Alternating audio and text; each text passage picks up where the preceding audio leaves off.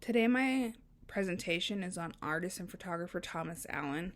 When looking at his pieces, I thought it was really important to share the inspiration behind, his work. As a child, Thomas Allen was a quiet kid who kept to himself mostly and spent a lot of time reading. He was fascinated by Viewmasters, pop-up books, cowboys, detectives, heroes, and villains, as well as making dioramas in his free time.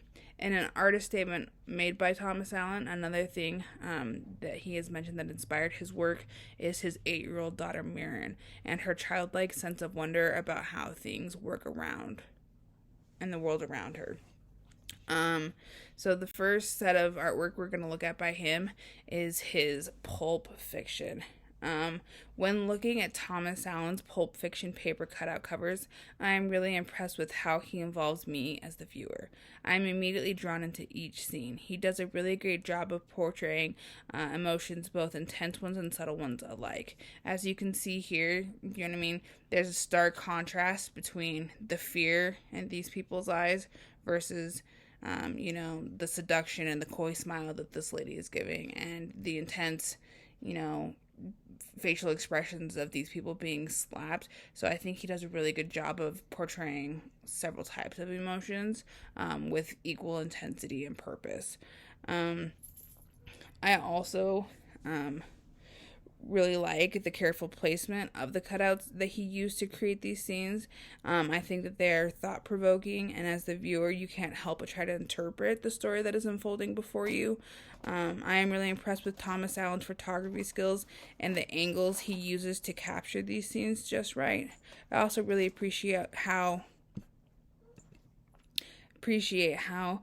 he uses both shallow and deep depth of field shots to really enhance his scene by helping to blur certain parts of the cutouts. As you can see, for example, this is a more shallow depth of field, meaning that it draws more attention to the lady in the front while blurring the lady in the background, which helps to create the sense of motion of her moving forward to slap her, or by having these deep filled depth of shots, it makes it so that our attention is drawn to more important characters while blurring some of maybe the less important ones in the scene. I particularly like the way that Thomas Allen's Pulp Fiction pieces explores the creation of new and dramatic science fiction, western, and sexual stories that are unbound to the fictional words contained within the original cover of the book, which by thus inviting the viewer to interpret the stories that the paper cutouts are emerging from the books are portraying. So next we're going to move on to Thomas Allen's beautiful evidence pieces. I found the pieces in Thomas Allen's beautiful evidence to be really fun and clever. I liked how he has taken pages from the book and added paper cutouts to the pages to create scenes using the pre-existing drawings and diagrams. I think he does a really great job of really bringing the pages alive and clearly conveying the stories he's trying to tell with the scenes, such as, there's this diagram here, but when he places this ice skater here, it looks as though she's been skating around the page, and those are like the tracks left behind from the blades. Or, for example, this is just a diagram of some constellation, but by placing this couple here, it looks as though they're like, enjoying the night sky and looking at the constellations. Or this diagram that has something to do with the earth, maybe, the circumference or, lines, has been turned into a place for these boys to play marbles, and it's a marble circle. I found it interesting that the pieces in the beautiful evidence collection are created using old science and medical encyclopedias, along with color cutouts and the occasional use of string and thread. I also liked that Allen's goal in creating these pieces was to create a fictional story using non-fictional elements. I also found it heartwarming that this series was inspired by a drawing his daughter did of a cat, and she's trying to, she's wondering what that cat's anatomy and skeleton might look like underneath its fur. So he was really inspired by his daughter's childlike curiosity when making this set. The last group that we're going to look at is Thomas Allen. The last group of work that we're going to look at by Thomas Allen is his paint by numbers exhibit that he had.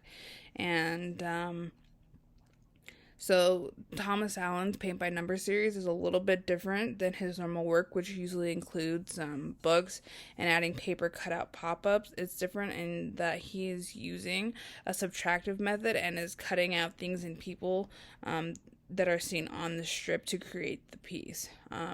As you can see, I think he has a really good use of both positive and negative space. I found his pieces to be quite funny. Thomas Allen's paint by numbers exhibit consists of paint strips that he found in hardware stores, and that he cut into things that people could recognize. And his intention behind these pieces was to create a new narrative in which he implemented color and uses culture and historical associations that play back into the name of the color on the swatch. So, for example, this one of Donald Trump, the name of this color swatch is Blowfish, which, I found to be really funny and clever because it looks like the portrait he has chosen to cut out of Donald Trump, like he is making, like a fishy face or blowing, as well as, the color of the paint strip. It's kind of reminiscent of that creamy orange color that Donald Trump intends to appear when you see him, in social media or, on the news. This next one of this camera, the name of this strip is Fossil, which, is a good play on word because, we aren't using cameras like this anymore, and it's rare to see one, and it basically has become a fossil. This next one is called Dot to Dot, and he has created a constellation with inside the bear in which he has connected the dots. And this last one is of Willy Wonka from Charlie and the Chocolate Factory, which, is a really recognizable character for most people. And the name of this strip is called Golden Ticket. While learning about Thomas Allen and his work and his process, I think that the thing that resonated most with me was his ability to take one thing and make it into something else new, making it a completely new narrative, while being, clever and funny and having an enjoyable play on words. And this last slide is my sources.